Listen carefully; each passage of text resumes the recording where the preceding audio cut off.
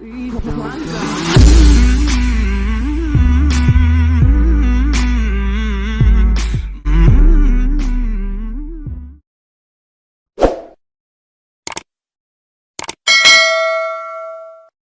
kalau kayak Hilda nih, mohon maaf ya, bukan saya ngecilin ya, pasti berat ya, pasti berat.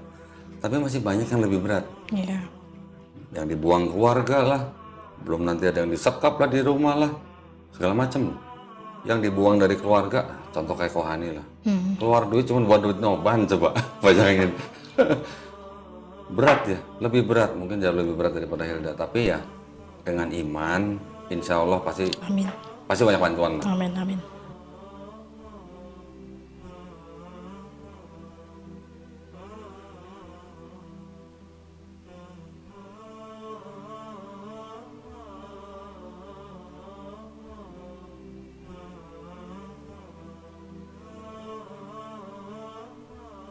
Waktu syahadat tanggal 25 Agustus. 25 Agustus, September, Oktober, 2 bulan ya? Belum seumur jagung berarti ya? Iya, belum. Alhamdulillah, udah bisa sholat? Udah. Terus gimana belajar sholatnya? Ada masalah? Alhamdulillah sampai hari ini sih udah lancar. Sih. Awalnya tuh aku pakai YouTube. Alhamdulillah. Oh, nonton YouTube. Jadi tuh gini, handphone ditaruh nih pakai ini Headset. sambil lihat gitu, kan denger, ikutin gerakannya. Ya sekarang udah lancar. Alhamdulillah udah hafal. Alhamdulillah. Keren, keren. Kan udah dikasih buku kan petunjuk sholat ya? Iya, cuman kan kalau lihat di YouTube kan langsung praktek. Ada suaranya. Ada suaranya. Iya. Jadi tuh kalau misalnya sholat tuh aku mesti pakai hands free dulu gitu kan. Nggak apa. Makanya sholatnya lama. Nggak apa-apa, itu nggak apa-apa. Justru kalau kita sering-sering denger Quran ya, murotal, itu nanti kita akan lebih sering, lebih cepat hafal. Kalau denger, kalau dengan baca, oke, orang bisa hafal dengan baca. Tapi kalau buat orang-orang kayak kita yang malah tuh dengan sering mendengar, itu akan lebih cepat hafalnya. Iya. Itulah mujizatnya Quran di situ. Ya itu aku juga Tapi jangan diganggu ya. Maksudnya diganggu gini, dengerin Quran iya, dengerin lagu iya, gitu. Jangan gitu. Aku kemarin belajarnya juga gini kok, sambil praktek ya, sambil ini. Kalau berusaha untuk hafalin gitu nggak masuk. Ya. Akhirnya udahlah sambil ini, akhirnya hafal sendiri. Dengerin kan. Nah itu makanya. Tapi jangan diganggu sama lagu-lagu duniawi loh ya. Itu yang bikin rusak hafalan biasanya. Iya. Gitu. Ntar ada apa? Lagu-lagu apa? Gue malah nggak begitu tahu lagu-lagu. Ya tapi alhamdulillah ya. Sekarang udah lancar sholat. Udah. Tunjukin ke anak waktu sholat. Ini loh, enaknya sholat tuh begini gitu misalnya. Dari gerakan-gerakan sholat, mungkin Hilda nggak sadar, itu sebenarnya bermanfaat buat badan kita. Dulu waktu pertama kali sujud gimana rasanya? Iya, aku kayak capek banget. kayak kalau habis sholat kenapa capek banget gitu. Kayak orang yoga kan? Kayak orang Kayak yoga kan? kayak habis lari apa gimana ya, capek gitu. Tapi kalau udah biasa, masih capek ya sekarang? Sekarang enggak? Enggak. Enggak dong? Enggak. Justru dengan nurutin sholat, itu kayak orang yoga sebenarnya. Kalau digerakkan dengan benar ya, gerakannya dengan benar nih. Diregangin ototnya, sujud ya bener-bener sujud, wajah ke tanah atau lantai gitu. Terus pas lagi duduk di antara dua sujud, itu kalau bener-bener diregangin, ruku ya. Ruku itu juga kalau diregangin bener, enak badan. Serius, malah bisa buat terapi sebenarnya. Tahajud itu dianggap bisa menjadi terapi buat orang yang sakit. Kalau dia masih bisa bergerak full ya. Kalau udah telentang sakit itu ya lain ceritanya. Tapi kalau lu masih bisa gerakin sholat full dan kita tahajud, itu dianggap sebagai terapi buat badan kita. Karena bukan cuman gerakannya doang, tapi waktunya. Makanya dia bilang kan yang paling bagus 2/3 akhir kan. Di jam-jam itulah, itu yang udara paling seger, paling tenang, otak kita tenang, otak kita dapat asupan oksigen dan darah yang lancar gitu. Itu justru waktunya. Cobain deh. Ya.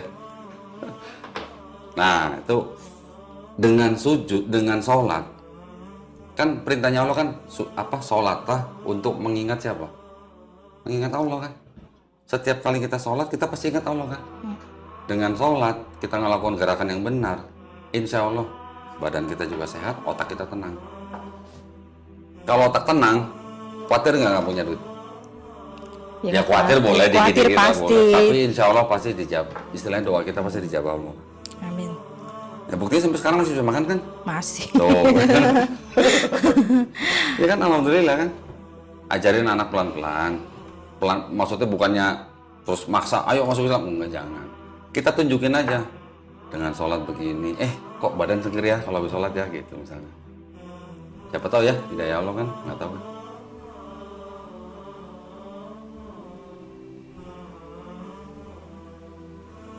Sekarang udah 2 bulan, udah jadi mualaf. Itu sekarang yang godaan-godaan udah lewat atau gimana? Aku masih ada? Aku tutup WA aku. Tutup ya. Nggak mau dihubungin. Oh gitu. Oke. Ya bagus lah, itu juga langkah yang Maksudnya bagus. ya daripada pusing, jadi aku kan orangnya baperan nih. Ya. Jadi daripada gue baper, udah lah mending tutup aja. Oh berarti masih ada sebenarnya kalau Ada dibuka lah, ya? ada. Oh, oke. Masih ada yang nyari lah, ada yang nanya-nanya lah. Pasti ya kenapa Dari gitu. gereja Sorong. Iya, dari teman-teman juga di Sorong. Dari keluarga.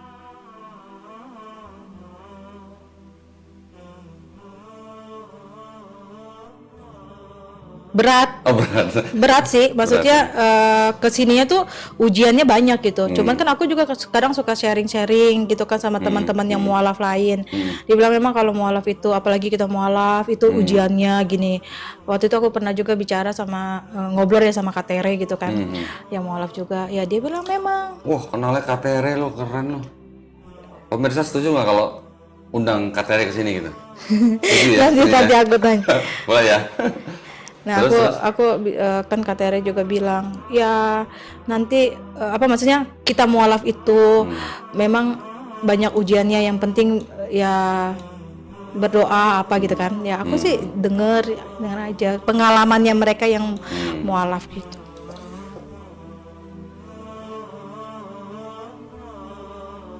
Ya kalau kayak Hilda nih, mohon maaf ya, bukan saya ngecilin ya, pasti berat lah ya, pasti berat. Tapi masih banyak yang lebih berat. Iya. Yang dibuang keluarga lah, belum nanti ada yang disekap lah di rumah lah, segala macam. Yang dibuang dari keluarga, contoh kayak Kohani lah. Keluar duit cuma buat duit noban, coba bayangin. Berat ya, lebih berat, mungkin jauh lebih berat daripada Hilda. Tapi ya dengan iman, insya Allah pasti Amin. pasti banyak bantuan. Amin. Amin. Tenang, semua Muslim itu bersaudara, ya, at least bersaudara dalam iman. Jadi, ya, semua Muslim itu bersaudara. Jadi jangan takut, gitu-gituan. Hubungin Mualaf Center. Amin Ya. Mudah-mudahan juga siapa Hilda nih bisa menyelesaikan masalah yang belum kelar. Amin. Ya, biar cepet, biar semuanya dimudahin. Nanti biar apa namanya? Sekarang nih, mulai dari sekarang menjalani hidup yang baru gitu. Bukan jadi manusia baru kayak dibaptis sih, bukan. Malah menjalani hidup yang baru sebagai seorang mualaf, ibu rumah tangga, single parent ya. Insya Allah mudah-mudahan dikuatkan, dimudahin. Ya, kadang tuh orang tidak mengerti. Kalau orang bicara mungkin nyinggung kayak gimana, nggak ngerti perasaannya kita kayak gimana gitu kan. Sabar aja, Ya, udah sabar. kadang kayak di apartemen aku kan sampai dibilang aku, lu jadi mualaf tuh bermodal lah gitu kan. Sampai ini nanti lu mati kayak giniin gitu. Coba aduh, mati aku. Emang diapain? Kasih Kasih lihat video pocong gitu kan. Dikafanin. Kayak ini nanti lu kalau mati diginiin gitu. Tanya dong, Yesus dikafanin nggak gitu? Sama sih sebenarnya. Lagi? Sampai pokoknya banyak yang kayak lu masuk Islam nanti gini gitu. Cuman maksudnya tolonglah hormati gitu keputusannya kita. Kita kan juga hidup misalnya bukannya dari orang itu ya. Misalnya ya hormati aja lah. Kadang aku sedih loh kok, maksudnya aduh gitu.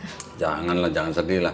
Kalau misalnya digoda lah, dalam tanda arti digoda tuh, lu nggak tahu jawabannya, coba tanya ke kita.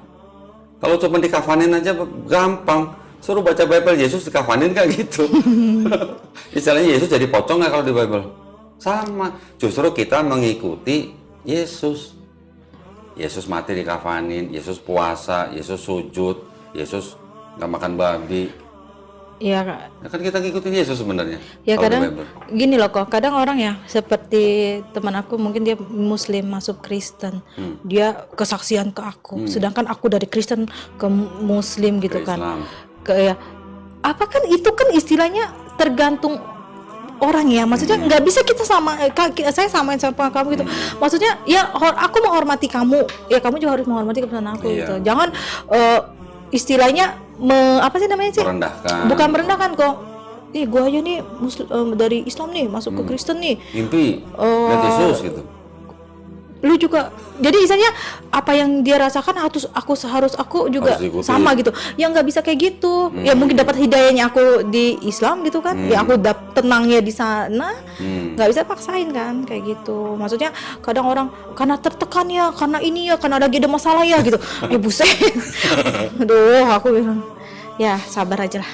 Yang penting sabar ya, gitu-gituan mah ya cuman sekelebatan doang lah ya. Itu nggak akan mempengaruhi iman seseorang lah kalau menurut gue lah. Iya. Tapi gini, apa maksudnya? Kalau kita ngelihat tadi perlakuan teman-teman gereja, apalagi yang dulunya mungkin dekat apa segala macam, sekarang memandang teman seperjuangannya sekarang udah berbeda keyakinan, terus mereka punya pandangan yang nggak enak.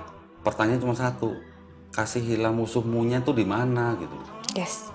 Itu boleh jawab. Ya, aku tuh kadang gini loh. Kenapa sih di saat dulu istilahnya aku ada gitu. Mereka tuh sama aku ya baik banget gitu kan. Ibu Hilda bener. Di saat aku benar-benar terpuruk sekarang, aku dijauhin. Ya sudah, nggak perlu deket sama orang. Yang penting sekarang Hilda kan udah punya tempat untuk curhat. Ya, Curhatnya jangan di Facebook, jangan di Twitter, jangan bikin status gitu ya. jangan bikin status. Curhatnya kita hanya pada Allah Subhanahu Wa Taala. Karena setiap detik dari hidup kita tuh ujian. Tinggal kita tuh bersih apa enggak gitu. Kalau kita bersih, kita minta apa aja pasti dikasih. Insya Allah. Amin.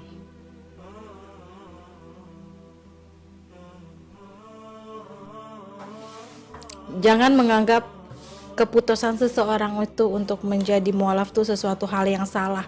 Karena aku sih sendiri ngerasain aku dapat hidayah, aku dapat ketenangan gitu kan. Kalau misalnya dibilang salah, berarti kamu menyamain diri kamu sama Tuhan dong. Tuhan aja kan nggak kayak gitu. Jadi ya keputusan kita yang mualaf itu kita sudah dapat hidayah dari Allah ya. Gitu aja. Buat yang Muslim? Buat yang Muslim apa ya? kalau buat ajarin yang lagi gitu ya, ajarin. Nah, maksudnya ajarinlah yang masih baru-baru nih seperti aku yang mualaf ini. Betul. Gitu aja lah aku. Sip. Iya, thank you ya udah mampir nih ke studio kita nih. Mudah-mudahan apa ya namanya obrolan ringan kita tuh bisa membuat saudara-saudara kita yang Muslim tambah tebal imannya. Amin. Ya. Tambah terjaga akidahnya, mudah-mudahan juga bisa menjadi inspirasi gitu ya. Amin.